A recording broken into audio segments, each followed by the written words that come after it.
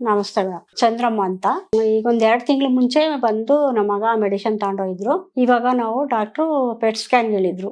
Pet scan ಮಾಡಿಸ್ಕೊಂಬಂದು ತೋರಿಸಿ ಮತ್ತೆ tablets ತಗೊಂಡೋಗ್ ಬಂದಿದ್ವಿ.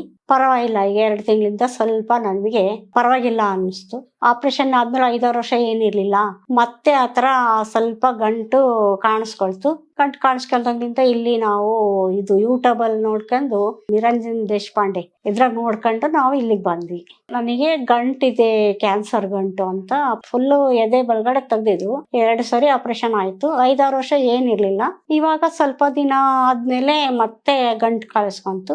ಇಲ್ಲಿ ನಾವು ಆಪರೇಷನ್ ಇಲ್ದೇನೆ ಇದಾಗ್ಬೋದು ಆಯುರ್ವೇದಿಕ ಮೆಡಿಸಿನ್ ತಗೊಂಡು ಅಂತ ಇಲ್ಲಿಗೆ ಬಂದ್ವಿ.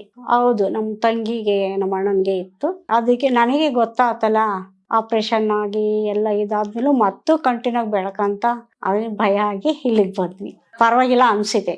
ಮುಂಚೆಲಿ ಸ್ವಲ್ಪ ಭಯ ಇತ್ತು, ಇವಾಗ ಸ್ವಲ್ಪ ಕಡಿಮೆ ಆಗಿದೆ. ಅದೇ ಸ್ವಲ್ಪ ಸುಸ್ತು ಈ ತರ ಏನು ಆಗೋದು ಏನು ಇಲ್ಲ. ಊಟ ಎಲ್ಲ ತಿಂತೀವಿ, ಓಡಾಡ್ತೀವಿ, ಆರಾಮಾಗಿದ್ದೀವಿ. ಇಲ್ಲ ನೋವೇನಿಲ್ಲ. ಪೆಟ್ ಸ್ಕ್ಯಾನ್ ಮಾಡಿಸ್ಕೊಂಬಂದ್ವಿ. ಡಾಕ್ಟರ್ ಸ್ವಲ್ಪ ರಿಮೂವ್ ಆಗ್ತಿದೆ, ಮೆಡಿಸಿನ್ ತಗೊಳ್ಳಿ ಪರವಾಗಿಲ್ಲ ಅಂದ್ರು.